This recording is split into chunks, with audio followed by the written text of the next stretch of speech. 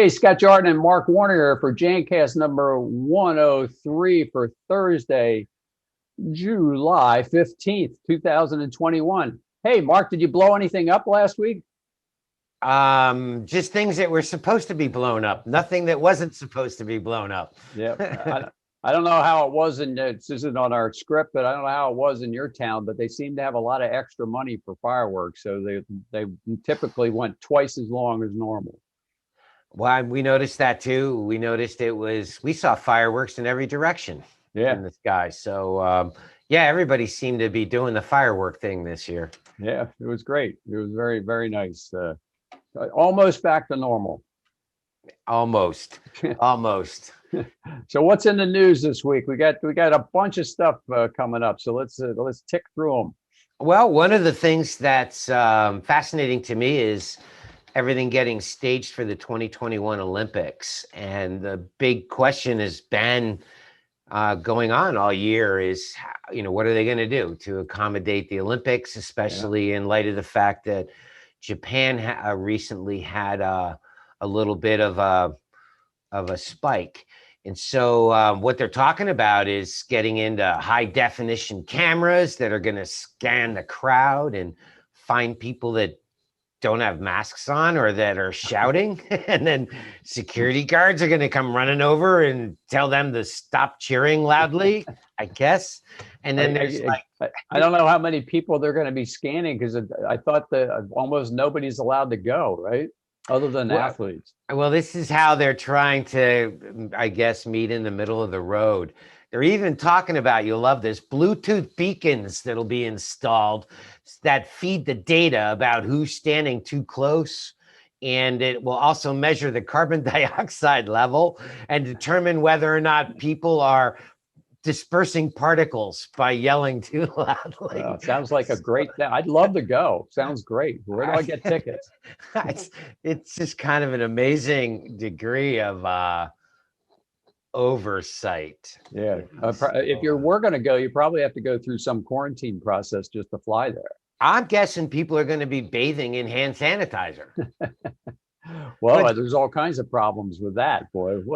What a segue, Mark. Beautiful. Well, the crazy thing is people have been complaining about nausea and the effects of the fumes of alcohol-based hand sanitizers, like for the last year and a half. Yeah. So you and I have been wondering, at what point and why hasn't the EPA moved forward in approving the use of the non-alcohol hand sanitizers, which are every bit as effective, certainly against SARS-CoV-2.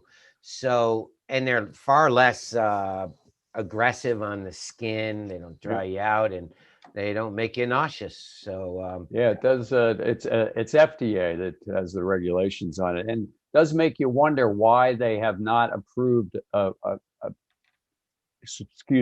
proven product like our Eric's 200 non-alcohol hand sanitizer. I mean, there's something funny is going on, in my opinion. Well, I suspect there might be alcohol hand sanitizer manufacturers that would find a drop in business as a result of allowing non-alcohol hand sanitizers into the market. And nobody wants a drop in business. Yeah, I understand that. But I mean, it's been years now. They've been talking about the fact that you can't use alcohol-based hand sanitizers when there's young kids around, because they'll get essentially drunk or worse. I mean, just that alone, you would think they'd say, okay, let's allow the non-alcohol products. But we're going to check into this, because this could be a germwashing.com lead article potentially. Yes, there's something fishy going on. Mark my words. And we know the EPA, the CDC, WHO, and the FDA all watch our program. So maybe it puts a little bug in their ear. Yep. Well, speaking of business up or down and supply chain and all that, interesting articles about two big companies, Clorox and Lysol, kind of differing results there from a supply chain standpoint. Clorox is down or flat. earnings are off by 15%. Revenue and profit for the company next fiscal year, which begins Thursday, expected to be flat as well. So that's Clorox, and they're the white people, and then you got Lysol, kind of telling a slightly different story there. Yeah, well, it's interesting. I think the COVID, or let's just say the year 2020, had a lot of disinfectant manufacturers experiencing huge growth due to the demand. Yeah. And so I guess when you get to talking about stockholder expectations, I'm not sure it's very realistic to expect that 2021 would run at the same level of growth that 2020 did. So, Yeah. that kind of news is maybe not necessarily that surprising to hear. But, I know that you and I are very big advocates of people continuing along the vein of extreme cleanliness. Yeah. And the idea is, of course, that there's a lot of things that go into extreme cleanliness beyond just disinfectants and sanitizers. Yep. It's always the best practice required of pre-cleaning and other surfaces that create the perception of cleanliness that help increase consumer confidence about entering facilities. So Yeah. all of that is kind of the benefit that we have by being involved in things like floor care and carpet care and odor control and restroom care and things beyond just disinfectants and sanitizers. Yeah. The CEO of Lysol had a nice quote here. There's clearly a big hygiene sensitivity in the market. We don't expect that to stick for a long period of time, but we do expect it to be at higher levels. And we've been saying that all along, that we think the whole COVID thing has really changed the game as far as, I don't think we're ever going to go back to what it was before. Well, I think they borrowed that quote from listening to our show. Absolutely. Yep. Yeah. And right now, all they could be hoping for is another pathogen. Yeah. Wait, would that be looming pathogen of the month? It could be. Last show we talked about RSV. Yep. And this week, one of the things that's big time in the news is Candida auris, which is something that's happening within the healthcare community, both hospitals and long-term care facilities. And it is developed the ability to be multi-drug resistant. So if you remember, staph infections were always around and they weren't threatening until they became multi-drug resistant staph, and that became known as MRSA. Yeah. So it changed the dynamics of fighting staph infections, and Candida auris is also multi-drug resistant. And so that's got people's attention. What grabbed my attention more than anything, Scott, is the experience that hospitals have had and long-term care facilities is that people that develop these infections in their bloodstream can have a 30 to 60% mortality rate. I mean, that's terrible. Yeah. Now, I think a lot of these cases, you're talking about people that are already in a facility. Yeah. So they're probably in there due to some other compromising disease that they're fighting. So they might be weakened. Yep. But still, that's an astronomical percentage from a mortality rate standpoint. But, all of that makes you wonder, is that going to become the sudden rush to get Candida auris on everybody's label? And that, brings up the question is, even labels themselves are being questioned these days. Yeah. We just got through doing all the COVID updates on those labels. That took like 6 or 8 months. That's why they created that EPA N list while everybody was updating the labels. So there's another round, and now we got OSHA's talking about changing some of the requirements on labels as well as SDSs. Right after maybe most people probably don't even know we went through a whole label change for the California ingredient disclosure thing. Which was also supposed to be, New York was supposed to have the same thing. So we at Bullen updated every one of our brand labels to include a specific section on the label that refers to our website, which has ingredient disclosure statements for every one of our products. So we've already had to do that. Now they're talking about even more.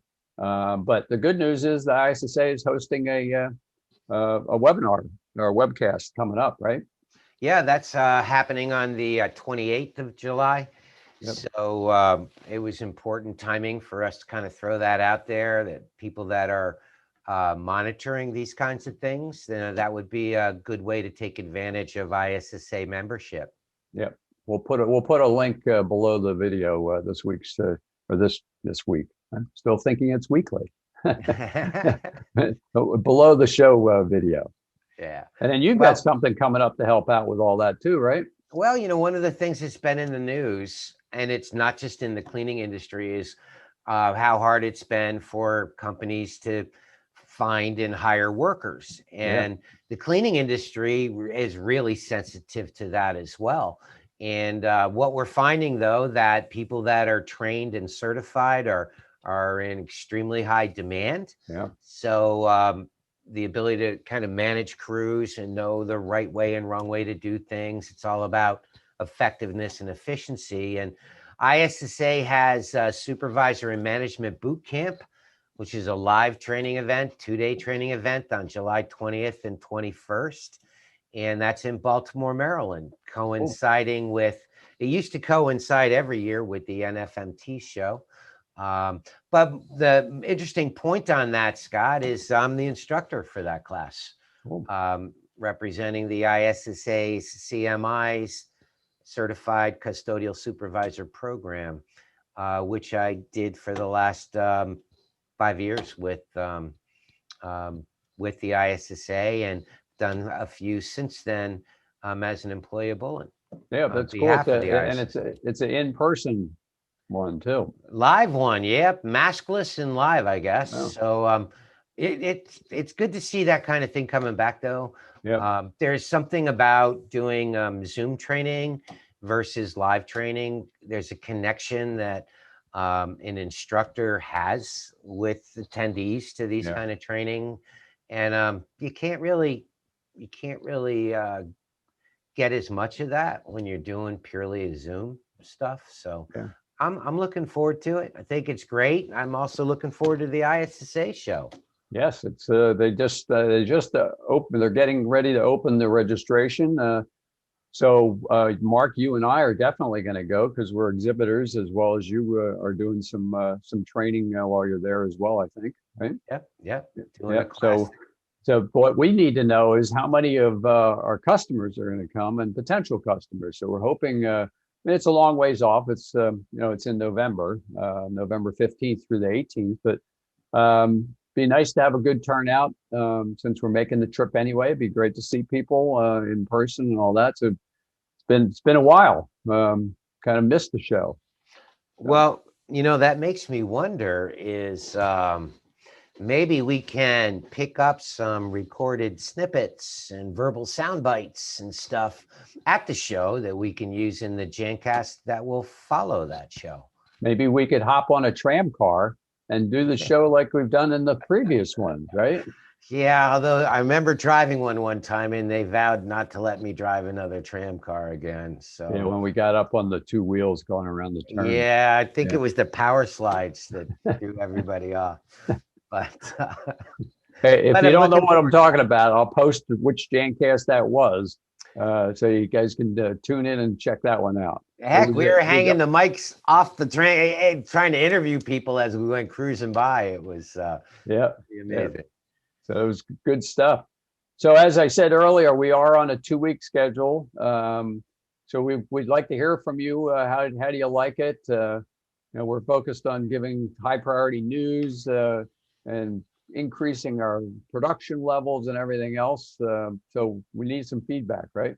Yeah, we're really anxious to hear from all our loyal listeners. And we always love the feedback we get. And we get feedback from every program. So that's really cool. And now that we've gone to a 2-week schedule, part of the game there is to make sure that what we're bringing to the table has value.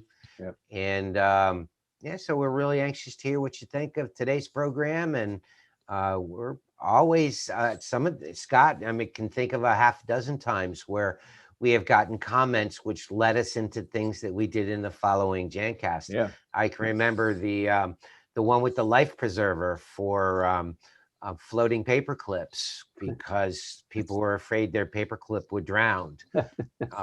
So if you haven't seen that one, that's a good one. Yeah. Anyway, our next one is coming up on July 29th. So we Yep. wanted to make sure that some of this material we got out to you in time and it would be valuable. Okay, well, stay tuned for the next episode of Jancast.com. Podcasting to a cleaner and healthier world. And healthier world, that's right. Okay, folks, thanks for tuning in again. And hope everybody had a great 4th of July a week ago. And we will see you on the 29th. Thanks, everybody. Thank you.